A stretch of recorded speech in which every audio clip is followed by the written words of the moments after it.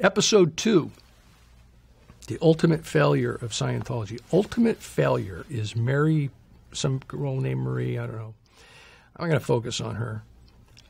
But here's Leah Remini right from the beginning, okay? They put a bunch of emotional stuff in here about a woman whose husband committed suicide. And then Leah comes in again with the, the Chinese prison guard. Communist Chinese prison guard, circa 1950s. If you feel suicidal in the Church of Scientology, you are actually going to be in trouble for having those feelings. I'm telling you, I've read everything in Scientology, and I've applied everything in Scientology, okay? And I've been at every level of Scientology for 28 years, right? She made that up. That's just straight out of her warped mind projecting it onto Scientology. It doesn't exist. It's just so, it's anathema to everything Scientology text stands for, okay? Which is complete and utter ability to communicate anything. Or the process doesn't work, okay? First thing you learn in Scientology. Applicable from the very bottom to the very top of the bridge. So she just made this up. So she says, so there's a lot of things to add to a person being suicidal or depressed in Scientology. But, she says, they learn very early on to suppress these feelings. I mean, I can't imagine anything more 180 degrees reverse from the truth that she could utter. I mean, she's, I'm jaw-dropping and I'm on episode 2 by this point, because season 1 was bizarre enough. It's just so against every process of Scientology, whether administrative or, technical and personal, from a personal counseling up the bridge perspective. It's precisely the opposite. You learn to suppress these feelings. That's the whole purpose of the entire subject, is to take the suppress off of feelings. That's the whole formula. That's how warped 180 degrees that is. Mike Rinder. Right. That's his contribution.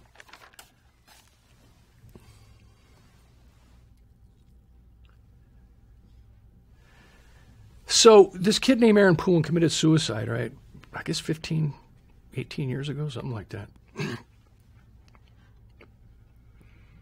Who was in the Sea Organization. And so his former wife is talking about the guy generally, okay? And says how he got in trouble because he's out late at night, right? Going to clubs, right? Well, yeah, that would be a thing you would probably get in trouble for in Scientology. Okay, they have a high, it's a priesthood essentially, the Sea Organization. Okay, you don't do that. If you're a Scientologist, go break a leg, do whatever you're going to do. But you're in the Sea Organization. Okay, it's the lifetime commitment. It's the priesthood. Okay. Leah cuts her off as she's explaining that this guy had some pretty deviant stuff going on. She says, he's 18 years old and goes to an 18-year-old nightclub. He gets in trouble for dancing. I mean, she's testifying. She cuts off the woman about to tell you that this guy has some serious twisted stuff happening. And she literally cuts her off and provides her own testimony. Now, suddenly, we're watching this story with the datum implanted in our head that the kid got in trouble for dancing. She made it up. And then she goes off into this whole thing about it's a result of how children are treated in the Sea Organization. So it's that we're completely divorced from reality now. She cut the woman off, took over the narrative, and then riffed on how her false narrative that she made up is all because of of these Scientology views about children. It's made up. Okay. So intransitive Rinder comes in because now they say what happened was the kid committed suicide, and Marie, was informed and came down to the scene and all that. And so Rinder, in his intransitive way, starts riffing about image impact on Scientology. If the spouse of an executive is a mess up, there is pressure brought to have them divorce and find another one. Two intransitives in one sentence, okay? It is, there is, okay? By who? Who's the actor? Where's the policy? If it's, you say that actors don't matter, what's the policy? He doesn't. He just says it. Mike just, projection. In his mind, that becomes Scientology. He says, when Aaron committed suicide, anyone, again, intransitives, listen to the intransitives. When Aaron committed suicide, anyone who was around at the time, including Marie, was brought who was brought to the scene, is to be controlled. Is to be controlled. By who? Okay? All right. And so he gets away with all this stuff because Mike Rinder's never been anywhere. He's never put his slimy little paws on anything that had any adverse effect on anybody else. And yet, Mike Rinder was head of the department at the location where Marie worked and Aaron worked, a head of the department that specifically deals with those things, okay? He would be the second person to be notified. Where's Mike Rinder? Why is he talking intransitive? What did he know and when did he know it? And what did he do and when did he do it? Because this was Mike Rinder's job.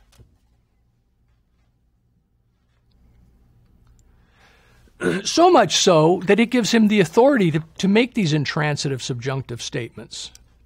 But I got to tell you, at the dates that are given, at the time that's given, Mike Rinder is sitting but 2 floors from Marie when this happens. And furthermore, I'm pretty sure her mother, not her mother, but Aaron's mother, was one of his employees. If not then, she had been in the past, and his father. If not then, he had been in the past. So Mike Rinder should have been all over this for personal and job reasons. But you don't get beyond the intransitive with him on this. They should give you a lot of questions about this production. Minimally, being the guy whose job, this is his job on that watch, minimally he should be citing chapter and verse the policies that apply. But he doesn't. It is to be, and there is, and there was.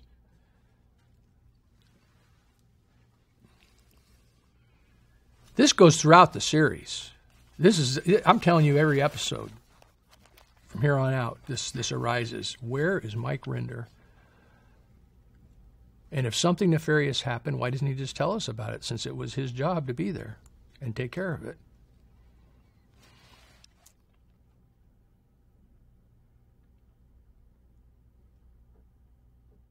Then Leah Remini goes into a full-blown psychoanalytic rundown on this guy she never met or knew, with no data provided by the wife to base it on.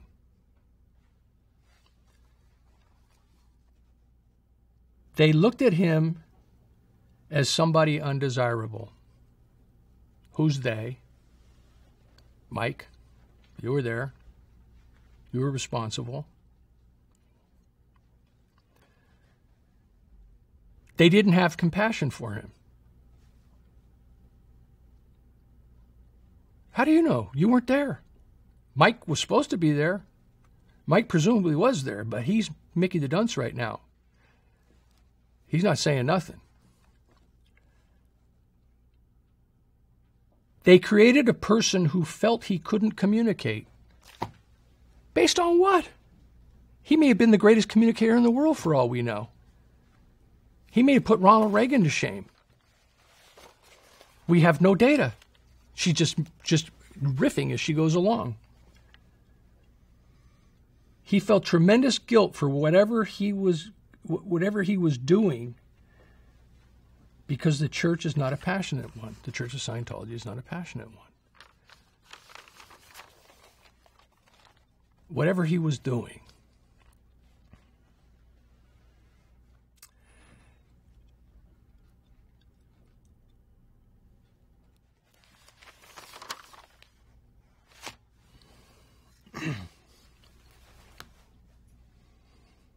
This thing, I'm really, I tell you, it's really a sad commentary on the culture in which we live, that this thing survived beyond episode 2 of season 2, because that thing was so completely, and you only learn on the backside at the very end. It's not even emphasized, but it's just thrown into the side that the guy actually was whoring himself out. And he was a prostitute. I mean, yeah, you wouldn't be able to go to a club if you were in the Sea Org on a weekday night at least, right? So yeah, certainly, and of course, nowhere, and clearly from the facts that we do know, the kid was withholding that, okay? Actively hiding it, living a secret second existence, which, on his face was so, opposite to the mores of the group that he was part of, that, yeah, it would have been a problem, okay? And so it's clear from the thing that the church had no idea, because the guy was actively hiding this secret life that he had going on. But no, they've got it all figured. They've staged this whole thing and produced it to make it look like he was discriminated against because he had views that weren't strictly heterosexual. The whole entire production's based on that, and when you get to the end of it, you find out the church had no idea what was going on with the guy. Okay, so that was what I had to say about suicide. Oh, I have one more thing to say about suicide. Okay, and this is on the subjective, personal side. Having experienced a familial suicide at a very young age, okay, it sticks with you, and it's something that goes on, and you have people tiptoeing around it. It's a very sensitive subject, and it's a very confusing subject, because everybody's trying to assign causation, right? And most people who have social personality characteristics want to take some measure of responsibility for it, okay? But I want to tell you, if you're living with this for 55 years, I've come to see that the only people who were real sociopathic types that I encountered were ones who try to assign blame to others, okay?